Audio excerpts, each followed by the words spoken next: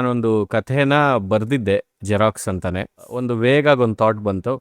ಆ, ಹೆಂಗೆ papers duplicate ಆಗುತ್ತೋ ಹಾಗೆ ಮನುಷ್ಯರು ಜೆರಾಕ್ಸ್ ಆಗ್ಬಿಟ್ರೆ ಚೆನ್ನಾಗಿರುತ್ತಲ್ವಾ ಅನ್ನೋ ಥರ ಕಥೆ ಬರ್ದಿದ್ದು ನಾನು ಗೋಪಾಲ್ ಕೃಷ್ಣ ದೇಶಪಾಂಡೆ ಅವ್ರನ್ನ ತಲೆಯಲ್ಲಿ ಇಟ್ಕೊಂಡು, ನಮ್ಮ ಬ್ಲಿಂಕ್ ಅಲ್ಲಿ ಓಕೆ. ಮಾಡಿರೋ ಗೋಪಿ ಸರ್ನ ಅವ್ರನ್ನ ಹ್ಮ್ ತಲೆಯಲ್ಲಿ ಹ್ಮ್ ಇಟ್ಕೊಂಡು ಕತೆ ಬರ್ದಿದ್ದೆ. ಅಂದ್ರೆ ಆಗ ತುಂಬಾ ಚೆನ್ನಾಗಿತ್ತು ಐಡಿಯಾ, ಬೇರೆ ತರ ಏನೋ ಇತ್ತು. ನನಗೆ ಅದನ್ನ ಕ್ರೈಮ್ ಥ್ರಿಲ್ಲರ್ ಮಾಡೋಣ ಅನ್ನೋ ತರ ಇತ್ತು.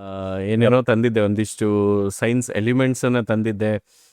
ಯಾವುದೋ ಒಂದು ಬೆಲೆ ಬಾಳುವ ಕಲ್ಲು, ಆ ಕಲ್ಲಿನ ಸುತ್ತ ನಡೆಯುವಂತ ಒಂದಿಷ್ಟು ಕ್ರೈಮು, ಒಂದು ಅದರ ಹಿಂದೆ ಇರೋ ಒಂದು ಸಿಂಡಿಕೇಟು, ಈ ಥರದ್ದು ಏನೇನೋ ಒಂದನ್ನ ಕನ್ಸ್ಟ್ರಕ್ಟ್ ಮಾಡಿದ್ದೆ. ಡಾಲಿ ಧನಂಜಯ್ ಅಂತ ಇವರು ಪ್ರೊಡ್ಯೂಸ್ ಮಾಡ್ತಾರಂತೆ, ಒಂದ್ಸತಿ ಮಾತಾಡಿ ಅಂದ್ರು. ಸೊ ನನಗೆ ಶಾಕೇ ಆಯ್ತು. ಸಡನ್ ಆಗಿ ಇವ್ರ ನಂಬರ್ ಕಳಿಸ್ಬಿಟ್ಟು ಮಾತಾಡಿ ಡಾಲಿ ಧನಂಜಯ್ ಅವರು ಇವರು ಅಂತ ಅಂದಾಗ ಅವ್ರಿಗೆ ನರೇಷನ್ ಮಾಡಿದೆ. ಅವ್ರಿಗೆ ತುಂಬಾ ಇಷ್ಟ ಆಗೋಯ್ತು ಸ್ಟೋರಿ. ಅಂದ್ರೆ ಒಂದು ಜೆರಾಕ್ಸ್ ಅಂಗಡಿಯವ್ರನ್ನ ಹೀರೋ ಮಾಡಿದ್ಯಲ್ಲ, ಅದೇ ಹೊಸಾದ್ ಅನಿಸ್ತಾ ಇದೆ. ಅವ್ರೇನಂದ್ರು ಇದನ್ನ ಸಿನಿಮಾ ಮಾಡೋಣ, ಸೀರೀಸ್ ಬೇಡ, ನಾನು ಮಾತಾಡ್ತೀನಿ ಅಂತ ಅಂದ್ರು. ಬಿಕಾಸ್ ಇದು ಸಿನಿಮಾ ಓಕೆ. ಪೊಟೆನ್ಷಿಯಲ್ ಜಾಸ್ತಿ ಇದೆ ಸೀರೀಸ್ಗಿಂತ, ತುಂಬಾ ಚೆನ್ನಾಗಿ ರೀಚ್ ಆಗುತ್ತೆ, ದೊಡ್ಡ ಯೂನಿವರ್ಸ್ ಮಾಡೋಣ ಇದನ್ನ ಇಟ್ಕೊಂಡು, ಚೆನ್ನಾಗಿದೆ ಅಂತ ಅವರು ತುಂಬಾ ಸಖತ್ ಪಾಸಿಟಿವ್ ಆಗಿ ಪುಷ್ ಮಾಡಿದ್ರೆ. Xerox. Xerox.